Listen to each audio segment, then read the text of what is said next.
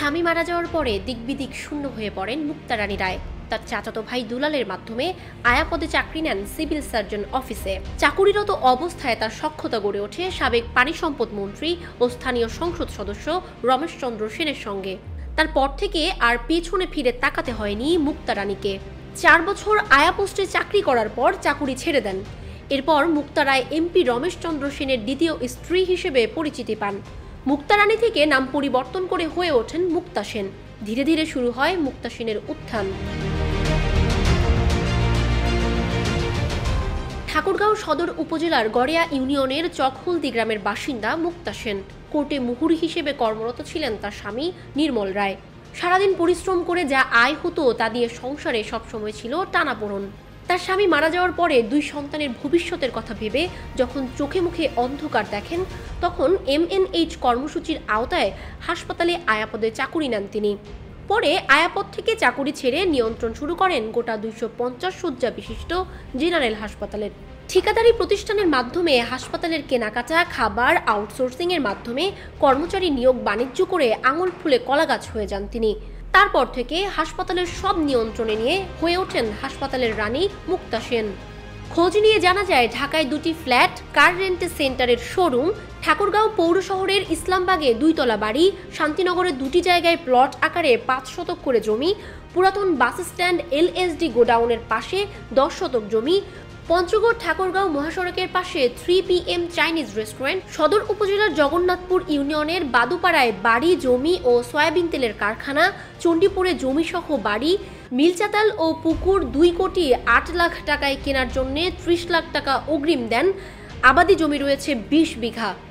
সদরের গড়িয়া বাস স্ট্যান্ডে 8 শতক জমির উপরে বাড়ি, এছাড়াও নিয়োগ বাণিজ্য, জমি দখল সহ নামে বেনামের সম্পত্তি ও বড় বড় ব্যবসায়ী প্রতিষ্ঠানের শেয়ার হোল্ডার রয়েছেন। সাবেক খাদ্যমন্ত্রী সাধনচন্দ্র মজুমদারের নওগাঁর অটো রাইস মিল কয়েক কোটি টাকায় কিনেছেন এই মুক্তা সেন। চলতি বছরে মুক্তা সেনের 2 ছেলে তুর্য ও মাধুর্য এন্টারপ্রাইজ নামে পূবালী ব্যাংক হিসাব নম্বরে লেনদেন হয়েছে 20 কোটি 38 লাখ 2099 টাকা। সাবেক পানি সম্পদ মন্ত্রী ও এমপি রমেশ চন্দ্র সেন 16 আগস্ট আটক হওয়ার পরদিন সব টাকা তুলে নিয়ে বর্তমানে রয়েছে 6417 টাকা। এছাড়াও জনতা, অগ্রণী ও সোনালী ব্যাংকেও তাদের হিসাব নম্বরে 2 বছরের লেনদেন রয়েছে প্রায় 50 কোটি টাকা। নিজের আখের গুছিয়ে ক্ষান্ত হননি এই মুক্তা সেন। ভাইদের রাজনীতিতে যুক্ত করে ঠিকাদারি ও ব্যবসা প্রতিষ্ঠান করে দেয়া আর ভাতিজা ভাতিজিদের সরকারি চাকুরিও নিয়ে দিয়েছেন মুক্তা সেন। হত্যা মামলায় ভারতে পলাতক থাকা বড় ভাই নারায়ণ ঠাকুরকে এনে যুক্ত করান আওয়ামী লীগের রাজনীতিতে। মন্ত্রীর প্রভাব আর রাজনৈতিক দাপটে তারা হয়ে ওঠেন আরও প্রতাপশালী। তার খালাতো ভাই দুলালকে ব্যবসা প্রতিষ্ঠান, খালাতো বোনের ছেলে নিপুণকে হাসপাতালের ঠিকাদারি, বোনের মেয়ে মৌকে স্কুলের শিক্ষিকা, আরেক বোনের ছেলে জয়কে ফোর্স সহ রাজস্ব ও আউটসোর্সিং এর মাধ্যমে জেলার বিভিন্ন সরকারি দপ্তরে চাকুরি দিয়েছেন তার 2 শতাধিক আত্মীয় স্বজনকে। মুক্তা রায়ের খালাতো ভাই ফণি রায় বলেন, বাবা যখন বাচ্চা ছিল, মুক্তার বাবা ওরা একটু অসহায় অবস্থায় ছিল। তারপরে তো মুক্তাকে বিয়ে দিল। ওরা 5 বোন ছিল, 5 বোনের বিয়ে হলো গরিব মতে, ছেলেটারও বিয়ে হলো। তারপর মুক্তা তো ওর স্বামী হচ্ছে জসকোটের মুহুরি ছিল। তারপর যে কোনো কারণেই ওনার স্বামী মারা যায়, যে কোনো দুর্ঘটনায় মারা যায়। তখন তার বাচ্চা ছিল, একটা ছোট বাচ্চা ছিল। বড়টা বয়স ছিল বোধহয় 17 বছর, ছোটটা বয়স ছিল বোধহয় 1 বছর 1.5 বছর এরকম হবে।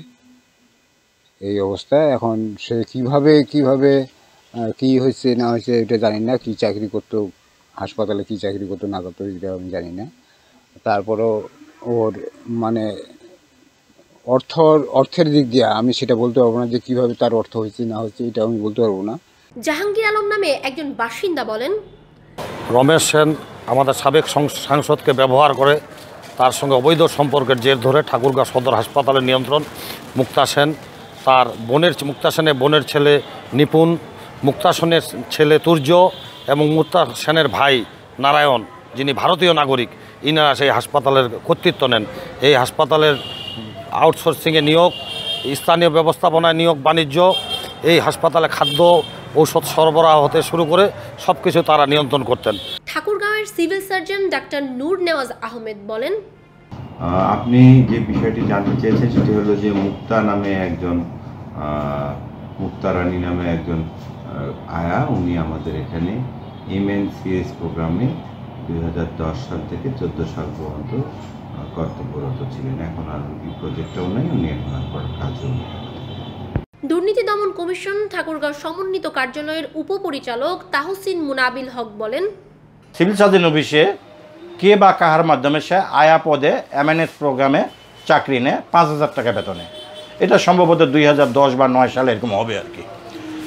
এই 2009-10 থেকে চাকরি নেওয়ার পরে 5-6 বছর সে চাকরি করার পরে সে চাকরি রিজাইন দিয়ে স্থানীয় সংসদ রমেশচন্দ্র সেনের সন্নিকটে যাওয়ার কারণে সে এত বেশি ক্ষমতাবান হয়ে পড়ে যে সে এখানে আউটসোর্সিংয়ের ঠিকাদার নিয়োগ, জনবল নিয়োগ আউটসোর্সিংয়ের, এবং এখানে যে ডাইট আছে খাওয়া দাওয়ার ব্যাপারটা, এইটা ঠিকাদারি, ঔষধের ঠিকাদারি, তারপরে রেজিস্ট্রেশনারি ঠিকাদারি, আদার যে কাজগুলো আছে হাসপাতালের ঠিকাদারের মাধ্যমে যে কাজগুলো করতে হয়, এই কাজগুলো সে নিয়ন্ত্রণ করা শুরু করে।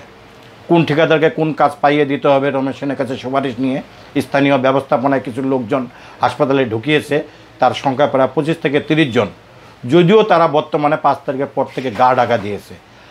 আর আউটসোর্সিং যে ঠিকাদারের মাধ্যমে ঢুকিয়েছে, শুনেছি ইনার বাড়ি নওগাঁ, ইনার নামটা ঠিক বলতে পারতেছি না, তবে এই নওগাঁর ঠিকাদার এবং মুক্তা রানী সেন নওগাঁর ঠিকাদারকে নিয়ে স্থানীয় সংসদ সদস্য রমেশচন্দ্র সেনের কাছে বিভিন্ন রকমের দেন দরবার করে লোকমুখে শুনেছি স্থানীয় সংসদের দ্বিতীয় স্ত্রী নামে পরিচিত, বহুল প্রচলিত আমাদের ঠাকুরগাঁও জেলায়।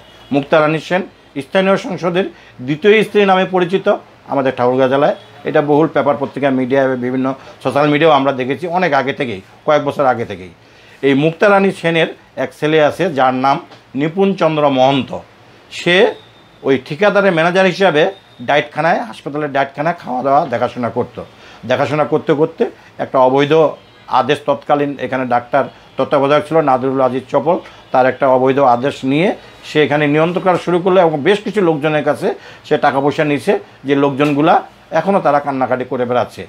আর মুক্তা রানী সেন সে এই যে আয়া থেকে চাকরি বাদ দেওয়ার পরে স্থানীয় সংসদচন্দ্র রমেশচন্দ্র সেনের সন্নিকটে গিয়ে এতই ঘনিষ্ঠ হয়ে গেল যে পুরো হাসপাতালটা একটা পরিবারতান্ত্রিক হয়ে গেল।